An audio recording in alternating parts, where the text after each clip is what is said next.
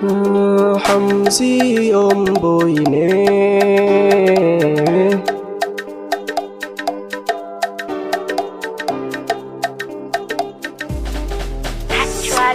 Kin mini magani, kin kula da ni, kin ji kin gani ɗawainiya da ni. Likita sannu ina san ki gaskiya, tunda kina so in ke gani da lafiya. Inda so yake ni ma'anan nake, inda duk kike to za a ganni ne. Tunda na zamo jinin jikinki ne, ɗauki ki adana ni ɗin fana ki ne.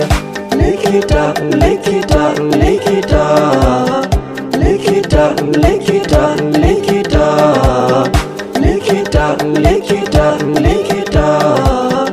likita, likita, likita.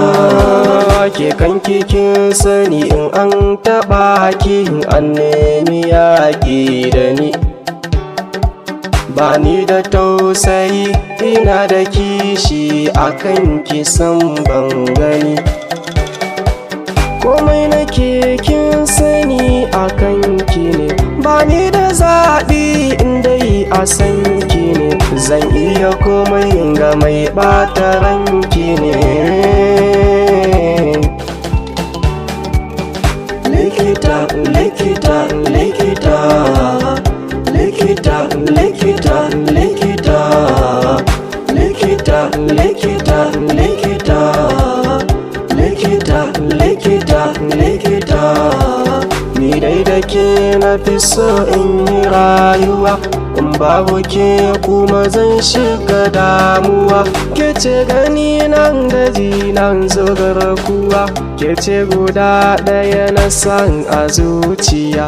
Ki bani tabbaci in zaki kula da ni, ki mini lamuni in komai na zo da shi. Tunda da ke ne gida aka sani. Likita, likita, likita, likita, likita, likita, likita, likita, likita, likita, likita, likita. Kauna nake miki in tun daga zuciya, ke ɗai nake gani in cikin idaniya. In dai da soyayya babu shariya, na san da za ki kula ki bani kariya. Ki zan kula min da kanki aminiya.